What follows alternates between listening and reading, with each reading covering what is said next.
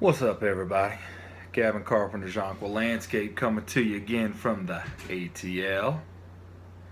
Falcons, baby, rise up. It's our year, I promise you that.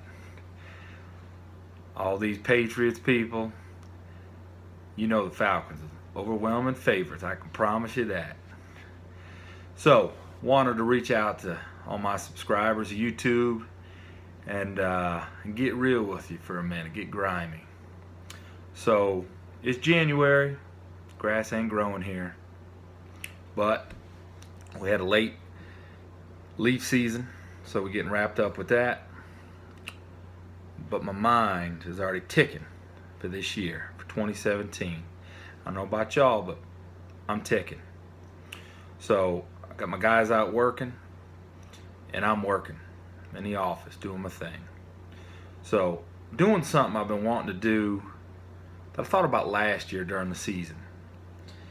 And I don't know if y'all done this, but I'm sure some of you have, and if you haven't, you probably should.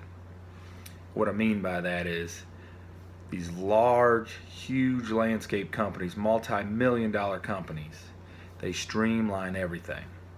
They get their costs down on a spreadsheet, and they know per square foot what prices and things are.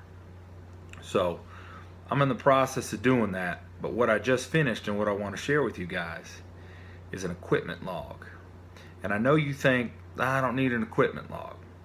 You'd be surprised how many pieces of equipment you do own, you do take care of on a regular basis. And it's important to do that and be proactive with your equipment, because you know downtime costs us a lot of money. So I'm gonna share with you guys a little bit. I just used Excel. Not an Excel whiz by any means, but I managed to find my way around it, get exactly what I wanted done. Okay? And these spreadsheets are important because as you or your guys go through the equipment and are working on changing fuel filters, air filters, spark plugs, greasing, sharpening blades, changing oils and filters on some of the bigger equipment on the riding mowers and stuff. It's important to be able to document all of these things, so if there's ever an issue, you can go back and say, you know what, when was the last time we did that? Spreadsheets, very easy. It takes a couple minutes to do it, but it will help in the long run. I promise you it will. I have spreadsheets for our large Hustler SDX, Trimstar, another sheet on our push mowers, the Toro Time Masters. We've got pieces on just our Echo equipment. If y'all have seen my previous videos, all I carry is Echo, all the professional Echo equipment. It's good. I have to have multiple sheets of that for that reason. Aerators, when you service those, Billy Goat Leaf Vac for our dump trailer. Again, if you've seen our previous videos, you've seen our leaf vac at work. Billy Goat push blower, and a Honda mini tiller, right? So all these things need maintenance. So when you add these up, I mean, these are about 8 different pieces of larger equipment that we need to take care of, or should I say 7 or 8 standalone pieces. But then when you get into the Echo equipment, right? If you take a look at that Echo equipment, you're talking multiple. You're talking probably close to 25 pieces of equipment between blowers, stick edgers, weed eaters, backup blowers, that type of thing, hedge trimmers, pole saws, chainsaw.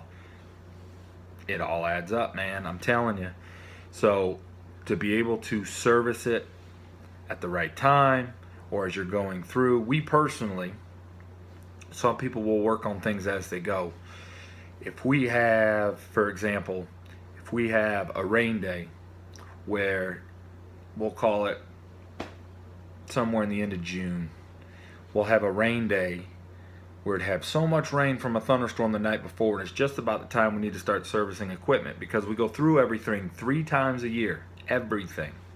We'll go through, we'll make sure everything's greased, we'll check all the filters, replace filters, check spark plugs, a lot of carbon buildup, anything like that. We'll reset the spark plugs, or we'll change them. Checking the fuel filters, all that stuff. We go through all the handheld things multiple times a year. So a rain day, we have too much water on the ground, we can't get on yards, it's too wet for the first part of the day. I'll have the guys come in, we'll spend the first 3-4 hours going through everything. We're able to restock the trailer, check tires, fix any issues that may be going on, have been ongoing with equipment that we've been dealing with during the busy time. It's a perfect opportunity to do it. We do it ramping up in the spring, and before we get busy and we have projects and all that, we make sure our stuff is ready to go at a moment's notice. Okay, so we'll typically go through April time, get through that April, May, June, big push. Now we're getting into the dog days of summer, typically mid-end of June, before July the 4th, for the holidays. Kind of in my mind, I always think we need to go through equipment before the 4th of July. We'll go through everything again. Change filters, spark plugs, fuel filters, readjust carbs, anything like that. We'll go through it all. And then typically we'll do it again at the end of the season. We'll use all that equipment. The weather will be starting to change. We're not really doing all that much in terms of any more grass. Not really growing. It's Bermuda zoysia around here mostly, very few fescue yards. All that stuff will be tuned up one more time and then retouched again in the spring before we get going. So I don't know if y'all do it. This is something I've been thinking about. I've just finished doing it. It's taken me about 90 minutes to lay everything out, multiple pieces of equipment, because they're catered differently. Some are just date, hours, oil, air filter, spark plug, fuel filter, greased, comments. That's it, right? And then there's some that are going to be catered to something different, like the mowers, date, hours, sharpened blades, oil and filter, or just oil, air filter, spark plugs, greased, new blades, etc., etc. So again, if you've got a chance, do it. It's good. It'll help streamline your business. It'll simplify how you operate. It will help, I promise you. I will make another, actually, I could just probably add it to this video. I don't have any editing software, so I just go straight at it. I tell you what I need to tell you. Hopefully y'all get the message and get the information you need. The other part of this I want to stress is, if you're going to take the time to do spreadsheets for this, if you haven't, and you should already, I hope I'm not giving you this bright idea that this light bulb goes in your head. All the equipment you have, serial numbers, serial numbers, serial numbers. I got hit twice this year. 2, 8 days apart, no fun. Very easy. I had serial numbers for everything. Have to make a police report. I can give them all the equipment, model numbers, serial numbers, no problem. I have them all on a spreadsheet and they're all done. Now, when you're going through, and if you've got 20 pieces of handheld equipment or mowers or anything like that, that's a lot of stuff to remember. You've got to be able to write it down. It's not all in one place unless you put it there. You never bought everything on the same day, I promise you that. Okay, so have serial numbers for everything. Date you bought it, model number, serial number. And since I've just gone through it, this is the third time I've gone through it in about 5 years. I got hit about 5 years ago, and it's been a long time. And receipts, depending on your insurance company, you may need receipts as proof of what you purchased. Okay?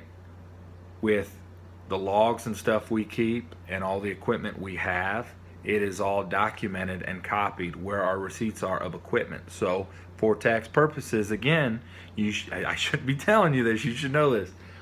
For tax purposes, you should have all this stuff so you can depreciate it appropriately and at the right time. So with that being said, have all that stuff in one place. Okay, inventory, equipment service logs, an inventory of all your equipment, serial numbers. So if something like that happens, you have it on hand. And with the receipts as well, with the most recent that I've gone through, they wanted proof of purchase because I had different insurances at the time from 5 years ago. My most recent, they wanted a receipt and the value of the equipment. So if you have a receipt and what you bought it for, MSRP, versus what you paid, you might have bought it on sale. Doesn't mean you're going to buy it again on sale. So get the MSRP, manufactured suggested retail price. Okay, there could be huge differences in some of your equipment of what you paid for, but when you document and they ask how much is it worth, what did you pay for it, MSRP. Okay, you could buy a $8,000 mower, zero turn mower. You can spend MSRP on it is $8,000, $79.99, but you bought it on sale in the dead of winter, and what did you pick it up for? $7,100. Okay, $1,000 difference. That's some coin. I'm telling you, it's gonna burn you in the long run. Don't do it. MSRP, I promise you. So that's all I got for now. We're in the off season, but my mind's ticking. Things you still need to be doing to operate your business. Streamline it to make it simple, because when it's time to cut grass, you want to be cutting grass. You don't want to be messing with this stuff. So, like I said, my guys are out right now doing some stuff. Office work. There's always something you can do. Okay? Till next time, y'all be good. I'm out. Falcons, they gonna do it. Done right, they gonna do it. Put it to Tom Brady, baby. Falcons, baby. Matt Ryan, Super Bowl chance. You got it. Till next time, y'all be good. I'm out.